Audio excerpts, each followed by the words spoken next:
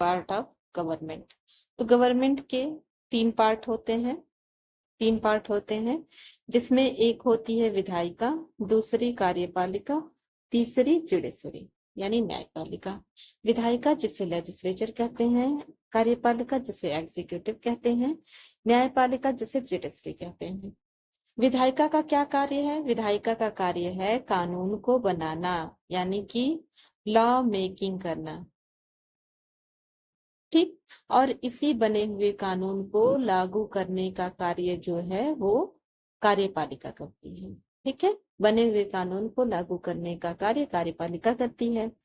और जो भी बना हुआ कानून है जो लागू किया जा रहा है, वो उस कानून को, उस लॉ को व्याख्या करने का काम, एक्सप्लेन करने का काम। दूसरा जो है कि उस बने हुए कानून का अगर उल्लंघन किया जाता है तो उस पर जजमेंट देने का कार्य हमारी जुडिशरी यानी न्यायपालिका करती है। साथ ही साथ हमारी न्यायपालिका उस बने हुए कानून को निरीक्षण करने का कार्य करती है और यह चेक करने का कार्य करती है कि वह कानून हमारे फंडामेंटल राइट या फिर बेसिक स्ट्रक्चर ऑफ कॉन्स्टिट्यूशन को डिस्टर्ब नहीं ना कर रहा है। अगर वो है लिमिटेड करता है फंडामेंटल राइट को, बेसिक स्ट्रक्चर ऑफ कॉन्स्टिट्यूशन को, तो उस बने हुए कानून को नल एंड वाइड घोषित करने का कार्य हमारी कॉन्स्टिट्यूशन के पास है, ठीक। तो ये तीनों चीजें आप समझ गए होंगे। चौथा पॉइंट इसमें ये आता है कि जो कार्यपालिका है वो कानून को लागू तो कर दी कि हाँ भाई कानून बन गया, लागू हो गया, एनवायरमेंट में आ गया, बट इस बने हुए कानून को ग्रास रूट लेवल पे, जो ग्रास रूट लेवल पर लागू करने का कार्य जो हमारे लोक प्रशासक हैं वो करते हैं। बने हुए कानून को ग्रास रूट लेवल पर, जमीनी स्तर पर लागू करने का कार्य हमारे जो आईएएस और पीसीएस या इस तरह के जो लोक प्रशासक होते हैं वो करते हैं, ठीक। अब इस पिक्चर को थोड़ा सा हम समझते हैं। जैसे विधायिका है, विधायिका में हमारी संसद आती है। संसद में दो हाउसेस हैं, एक लोकसभा, एक राज्यसभा। साथ ही साथ इसमें प्रेसिडेंट को भी काउंट किया जाता है, ठीक है। इन तीनों को मिला करके संसद बनती है, ठीक। इन तीनों के सम्मिश्रण को ही संसद कहते हैं। तो अधिकतर क्वेश्चन भी पूछा जाता है कि संसद के कितने भाग होते हैं, तो आप हमेशा ध्यान रखना कि संसद के 3 भाग होते हैं, जिसमें आपका लोकसभा, राज्यसभा और साथ ही साथ प्रेसिडेंट को माना जाता है, कंसिडर किया जाता है। नेक्स्ट पिक्चर में आप देखोगे कार्यपालिका जो होती है, उसमें 2 प्रकार की कार्यपालिका हमारे इंडियन कॉन्स्टिट्यूशन में पाए जाते हैं। एक है नाम मात्र की कार्यपालिका जिसे राष्ट्रपति कहते हैं, दूसरा वास्तविक कार्यपालिका जिसे पीएम कहते हैं, ठीक। जुडिशरी सिस्टम हमारी जो है वो एक कह सकते हैं एक त्रिभुज के तरह है, त्रिभुज के समान है, जिसमें सबसे नीचे आता है लोअर कोर्ट, उसके ऊपर हाई कोर्ट और सबसे ऊपर सुप्रीम कोर्ट, ठीक है। ये है हमारे देश के CJI, chief justice of India, BR Gavai sir. तो इतना आपको समझ में आ गया होगा। शासन व्यवस्था के प्रकार, जिसमें राजतंत्र, राजतंत्र किसे कहते हैं? जहाँ पे कानून को बनाने का कार्य, ठीक, और उसे इम्प्लीमेंट करने का कार्य, और उस बने हुए कानून का अगर कोई उल्लंघन करता है तो उसको दंड देने का कार्य। तीनों यानी कि लेजिस्लेटिव पावर विधायिका, एग्जीक्यूटिव पावर कार्यपालिका और जुडिशरी पावर, तीनों पावर एक ही व्यक्ति में समाहित हो, वहाँ पे राजतंत्र पाया जाता है। और वो व्यक्ति, वो क्राउन महिला भी हो सकती है, यानी कि राजा भी हो सकता है और रानी भी हो सकती है, ठीक है। महिला पुरुष दोनों में से कोई भी हो सकता है। जैसे कि आप जानते होंगे कि जो राजा है उसके शब्द ही कानून के रूप में जाने जाते हैं, जैसा कि एक एग्जाम्पल यहाँ पे देखे जा सकते हैं।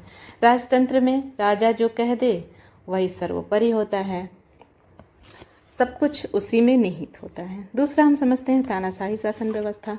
तो शासन प्रणाली का वह रूप जिसमें संपूर्ण शक्ति निरंकुश तरीके से एक व्यक्ति में या एक छोटे से समूह में असीमित अनलिमिटेड, जैसा मैं बताई हूँ, निरंकुश तरीके से समाहित होती है, उस शासन प्रणाली को तानाशाही शासन प्रणाली कहते हैं। यहाँ पे कोई कॉन्स्टिट्यूशन नहीं होता है या अन्य प्रतिबंध किसी भी तरह के नहीं होते हैं। मतलब कोई कॉन्स्टिट्यूशन नहीं, कोई अंकुश नहीं, कोई कंट्रोल नहीं होता है, कोई रूल्स रेगुलेशन नहीं होते हैं।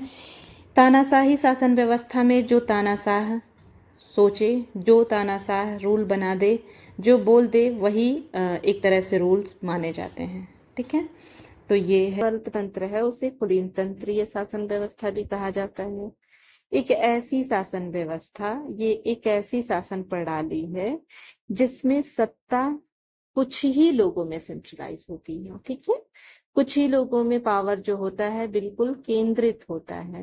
कहते हैं कि मुट्ठी भर लोग सभी पे शासन करते हैं, तो कुछ लोग सभी पे शासन करते हैं और उन्हीं के हाथों में पूरा जो पावर होता है वो सेंट्रलाइज्ड होता है। ये लोग आमतौर पे किसी स्पेसिफिक वर्ग से होते हैं, किसी स्पेसिफिक समूह से होते हैं, किसी विशेष वर्ग या समूह या एक एलिट ग्रुप के रूप में या एक एलिट ग्रुप के समूह सदस्य के रूप में माने जाते हैं। ठीक है, ये एक तरह से अपने आप को श्रेष्ठ रूप में समझते हैं और इन्हीं के द्वारा कानून सभी के लिए बनाए जाते हैं। ठीक है, तो ऐसी शासन व्यवस्था जहां पे सत्ता का संकेंद्रण कुछ ही लोगों में होता है, उसे और वो कुछ लोग वर्ग के आधार पे हो सकते हैं, एलिट सोसाइटी के रूप में हो सकते हैं। ठीक है, ऐसी शासन व्यवस्था को अल्पतंत्रीय शासन व्यवस्था कहते हैं या फिर कुलीन तंत्रीय शासन व्यवस्था कहते हैं।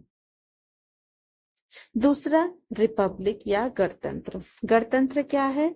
गणतंत्र में जो राज्य का मुखिया होता है वो जनता के द्वारा, आम जनता के द्वारा चुना जाता है। ठीक है, और वो आम जनता के बीच से होता है। ठीक है, और यह लिमिटेड होता है। जो भी व्यक्ति चुना जाएगा वो उसके पास जो पावर होगा वो बहुत लिमिटेड होगा।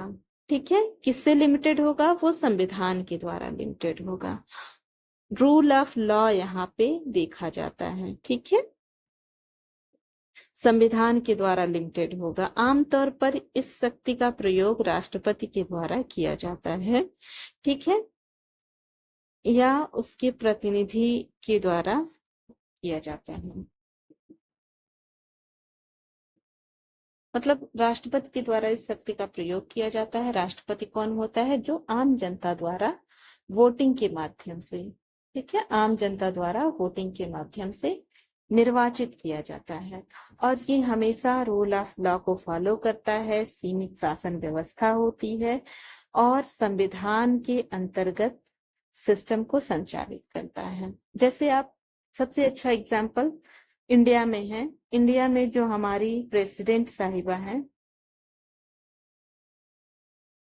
ये कहीं ना कहीं ये हम लोगों के बीच से हैं और साथ ही साथ हमारे द्वारा एक तरह से हम एक रिप्रेजेंटेटिव चुने और वो जा करके वोट किया और वो प्रेसिडेंट को चुने। तो इस तरह का जो गणतंत्र, मतलब सत्ता पे जो सर्वोच्च पद पे जो आसीन व्यक्ति है वो आम जनता के द्वारा इलेक्ट किया जाता है या अपॉइंट किया जाता है। ये इसका बेसिक। नेक्स्ट पॉइंट है डेमोक्रेसी। What is democracy? लोकतंत्र किसे कहते हैं? लोकतंत्र ऐसी शासन प्रणाली है जिसमें जनता को शासन में भाग लेने का अधिकार होता है। वास्तविक शक्ति जो होती है वो किसी इंडिविजुअल या किसी व्यक्ति में ना होकर के संपूर्ण जनता में समाहित होती है। ठीक है, वास्तविक जो शक्ति होती है वो आम जनता में होती है। यहाँ पे ये शब्द ही शुरू होता है कि हम भारत के लोग, हम संप्रभु हैं। ठीक है, मतलब जो जनता होगी, जो आम जनमानस होगा, उसके अंदर संप्रभुता, सवर्निटी होगी, उसके द्वारा शासक का चुनाव होगा। अब्राहम लिंकन डेमोक्रेसी को डिफाइन करते हैं लोगों के द्वारा और लोगों के लिए सरकार। ठीक है, लोकतंत्र के भी दो पार्ट होते हैं, एक होता है डायरेक्ट डेमोक्रेसी यानी प्रत्यक्ष लोकतंत्र, दूसरा होता है अप्रत्यक्ष लोकतंत्र यानी इनडायरेक्ट डेमोक्रेसी। डायरेक्ट डेमोक्रेसी जो होता है जिसे प्रत्यक्ष लोकतंत्र कहते हैं, इसे शुद्ध लोकतंत्र के रूप में भी जाना जाता है। ठीक है, एक ऐसी शासन प्रणाली, एक ऐसा सिस्टम जिसमें नागरिक सीधे निर्णय लेने की प्रक्रिया में होते हैं। ठीक है, जो भी पॉलिसी मेकिंग होती है, जो भी लॉ मेकिंग होती है, वो डायरेक्ट सिटीजन्स के स्वीकृति से सिटीजन्स के द्वारा होती है।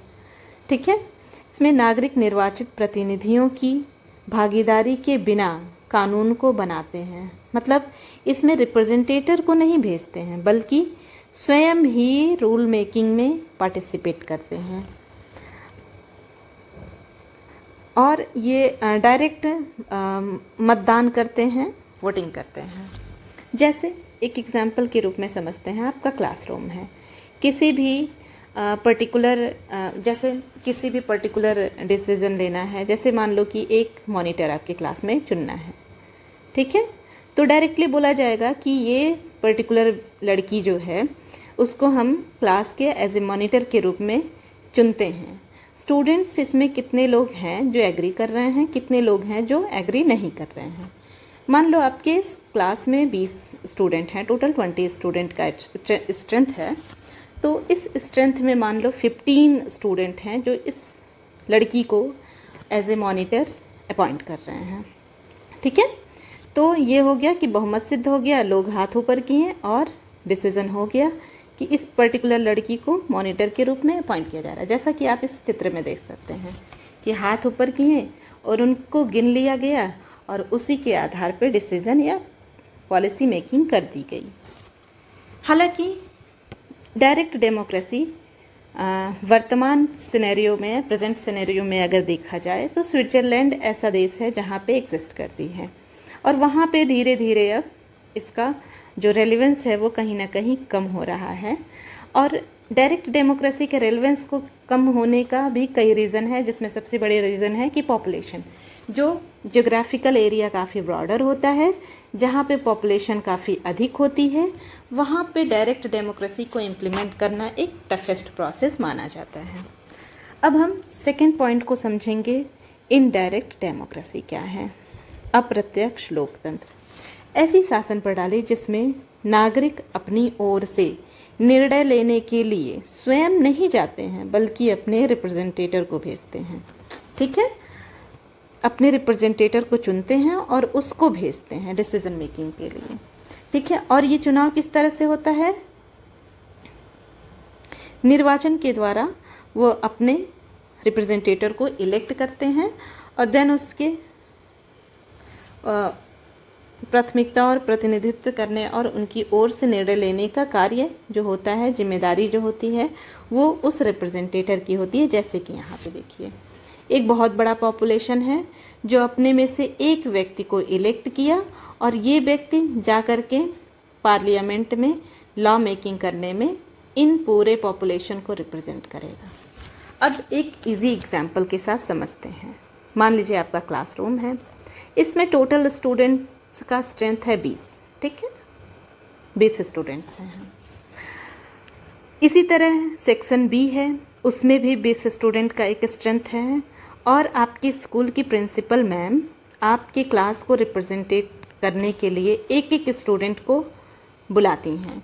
तो पूरे स्टूडेंट जाएंगे तो थोड़ा सा प्रॉब्लमेटिक हो सकता है। तो अब क्या होगा, सेक्शन ए से एक स्टूडेंट जाएगा। वो किस बिहाफ पे जाएगा कि ये जो 20 स्टूडेंट हैं, ये अगर इनमें इलेक्शन हुआ और इनमें मान लो 15 लोग एक्सेप्ट कर रहे हैं कि इस पर्टिकुलर कविता बविता जो भी नाम है, इस लड़की को हम अपना एक रिप्रेजेंटेटर बना रहे हैं, तो सेक्शन ए से हो गया, सेक्शन बी से हो गया, इसी तरह से सेक्शन बी से हो गया। मतलब कि एक रिप्रेजेंटेटर गया आप सभी के बीच से, उसके बाद 5, मान लो आपका 5 क्लास था और उसमें 5 रिप्रेजेंटेटर हो गए। अब उनसे प्रिंसिपल जो है वो बात करके जो भी लॉ मेकिंग करनी है वो बन जाएगा, लॉ मेकिंग हो जाएगी। तो ये इनडायरेक्ट डेमोक्रेसी का एक प्रोसेस है, एक तरीका है।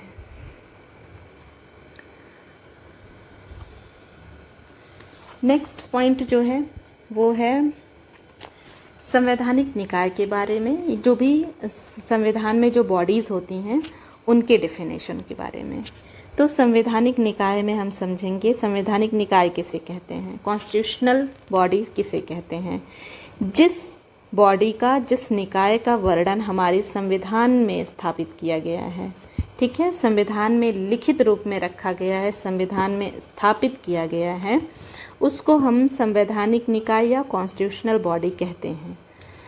और इसको, ये जो भी बॉडी होती है, जो भी निकाय होता है, उसको अपना जो पावर होता है, जो भी उसका प्राधिकार होता है, वो संविधान से डायरेक्ट मिलता है, ठीक है। जैसे UPSC, election commission, CAG, controller, auditor general इत्यादि। नेक्स्ट जो पॉइंट है वो संविधिक निकाय या विधिक निकाय, इसे कहते हैं स्टैट्यूटरी बॉडी। ये दोनों पॉइंट मोस्ट इम्पॉर्टेंट है, अधिकतर एग्जाम में पूछे जाते हैं। कुछ पर्टिकुलर एग्जाम्पल दिए जाएंगे और उसमें पूछे जाते हैं कि कौन सा कॉन्स्टिट्यूशनल बॉडी है, या बेसिक अधिकतर पूछा जाता है कि कौन सा स्टैट्यूटरी बॉडी है। स्टैट्यूटरी बॉडी में जिसे संसद या राज्य विधानसभा के अधिनियम द्वारा बनाया जाता है, ठीक है, उसे हम स्टैट्यूटरी बॉडी या विधिक निकाय या संविधिक निकाय कहते हैं।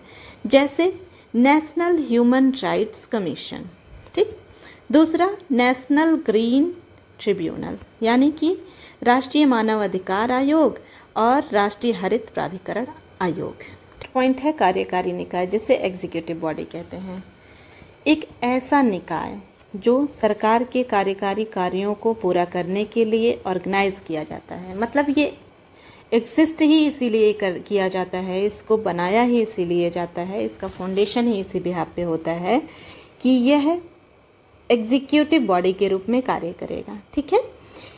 ये बेसिकली गैर संवैधानिक निकाय होता है, जिसे नॉन कॉन्स्टिट्यूशनल बॉडी के रूप में जाना जाता है। मोस्ट इम्पॉर्टेंट है, यहाँ इन सभी एग्जाम्स में पूछे जाते हैं कि संवैधानिक, गैर संवैधानिक निकाय कौन कौन से हैं। कुछ एग्जाम्पल दिए जाएंगे, उसमें से गैर संवैधानिक निकाय को चूज करना होगा। तो ये इम्पॉर्टेंट पॉइंट्स हैं। इसके डेफिनेशन को हम समझते हैं। ऐसा निकाय जिसका उल्लेख हमारे संविधान में नहीं है, पर इसको एक कार्यकारी आदेश या प्रस्ताव के द्वारा बनाया जाता है। जैसे कि 1950 में प्लानिंग कमीशन यानी योजना आयोग को नेहरू जी द्वारा, जो हमारे देश के प्रथम प्रधानमंत्री रहे हैं, उनके द्वारा अपॉइंट किया जाता है, बनाया जाता है, गठित किया जाता है। जबकि नीति आयोग भी नॉन कॉन्स्टिट्यूशनल बॉडी है, जिसको ऑर्गेनाइज किया गया है 1 जनवरी 2015 को, ठीक। दूसरा रेगुलेटरी बॉडी है, इसको विनियामक संस्था कहते हैं। विनियामक संस्था क्या होता है? एक सरकारी या अर्ध सरकारी संगठन जो किसी विशेष क्षेत्र या उद्योग में नियमों और विनियमों को स्थापित करती है और लागू करने का और उनका पालन करने को सुनिश्चित किया जाता है। मतलब इसका जो मुख्य उद्देश्य होता है वो सार्वजनिक हित की रक्षा करना होता है। इसका सबसे अच्छा एग्जाम्पल सेबी है जो मार्केट को रेगुलेट करने का काम करती है, ठीक है। दूसरा अच्छा एग्जाम्पल है आरबीआई।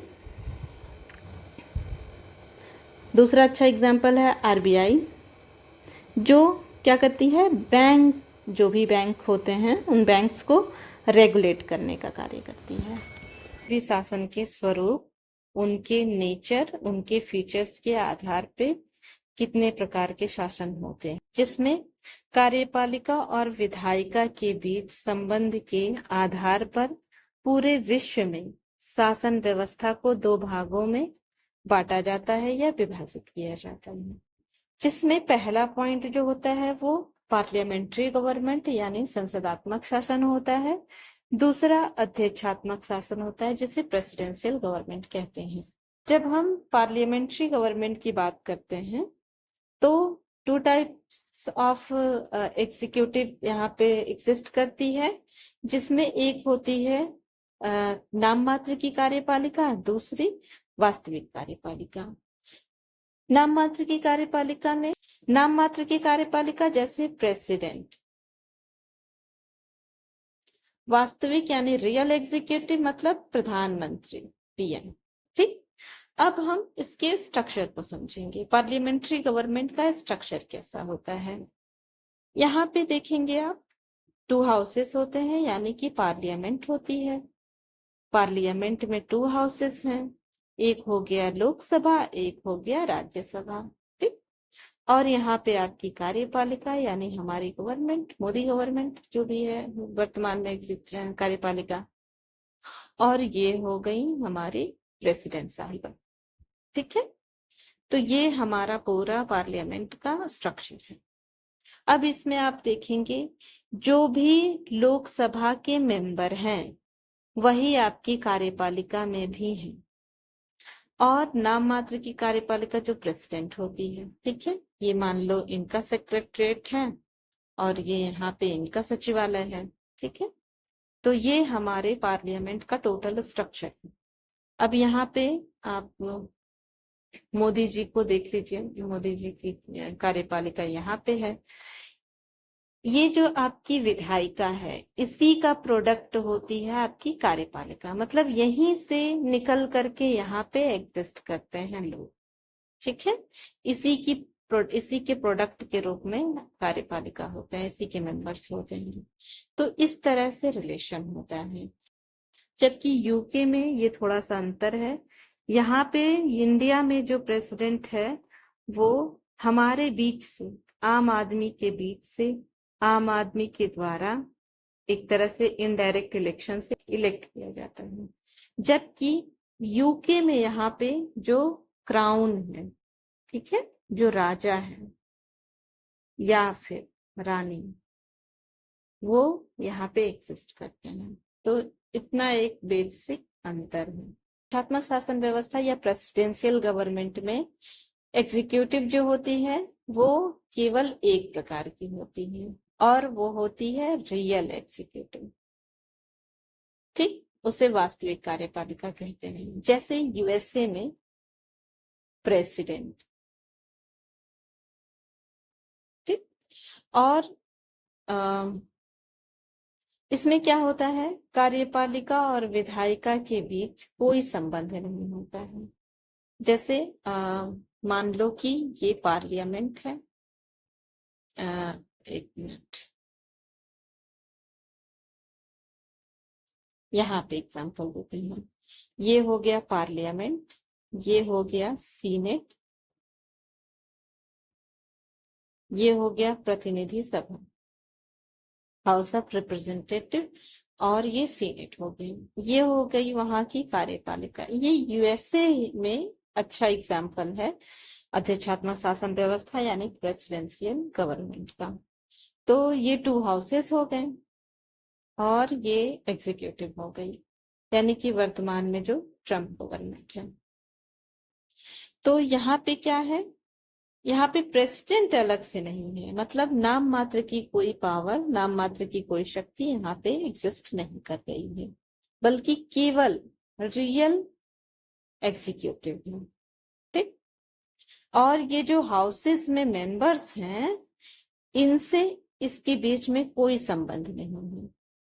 ठीक, इन दोनों में कोई संबंध नहीं पाया जाता है, बल्कि नियंत्रण और संतुलन का संबंध होता है।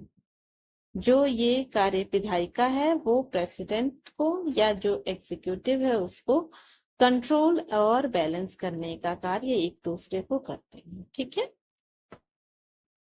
नेक्स्ट पॉइंट है, शक्ति के प्रयोग के आधार पे शासन के 2 प्रकार होते हैं। शक्ति के प्रयोग के आधार पे शासन के 2 प्रकार होते हैं। एक होती है कार्यात्मक शासन व्यवस्था, दूसरी होती है संघात्मक शासन व्यवस्था। एकात्मक शासन व्यवस्था जहाँ पे पूरे पावर का केंद्रीकरण हो एक ग्रुप में या फिर एक इंडिविजुअल में। ठीक, जबकि संघात्मक शासन व्यवस्था में क्या होता है कि एक समझौता के तहत, जहाँ पे लोग एक प्रॉपर समझौते के तहत यूनाइट हुए रहते हैं। और यहाँ पे पावर का जो होता है डिसेंट्रलाइजेशन होता है, मतलब कुछ पावर होते हैं जो केंद्र के पास होते हैं और कुछ पावर जो होते हैं वो राज्य के पास होते हैं, और प्रॉपर एक समझौते के माध्यम से शासन का संचालन किया जाता है। इसकी सबसे अच्छी विशेषता ये होती है कि यहाँ पे सेपरेशन ऑफ पावर पाया जाता है। ठीक है, हर किसी की हर किसी का अपना दायरा, हर किसी के अपने रूल्स होते हैं। समझौता या संधि के माध्यम से ये एक दूसरे से जुड़े होते हैं। यहाँ पे इसका सबसे अच्छा एग्जाम्पल चीन है। ठीक है, और इसका एक अच्छा एग्जाम्पल यूएसए है, संघात्मक संधि। यहाँ पे इसको डिफाइन किया गया है जैसे कि एकात्मक शासन व्यवस्था, शासन सत्ता का वास्तविक प्रयोग कोई एक व्यक्ति या एक संस्था के द्वारा किया जाता है, और सत्ता का यहाँ पे विकेंद्रीकरण नहीं होता है। यानी कि मैं बताई हूँ ना कि केंद्रीकरण होता है, पावर पूरी तरह से सेंट्रलाइज्ड होती है कुछ व्यक्ति या किसी एक व्यक्ति में। ठीक है, और संघात्मक शासन व्यवस्था जो होता है यहाँ पे शक्तियों का जो होता है वो विकेंद्रीकरण पाया जाता है। मतलब मान लो ये छोटे छोटे राज्य हैं और ये सेंट्रल है, तो कुछ पावर इनके पास है, कुछ पावर इनके पास, कुछ पावर इनके पास, इस तरह से। तो हर किसी के पास कुछ पावर्स हैं और वो अपने डिसीजन लेने के लिए स्वतंत्र होता है। ठीक है, पावर का यहाँ पे सेपरेशन पाया जाता है। तो ये स्ट्रक्चर है।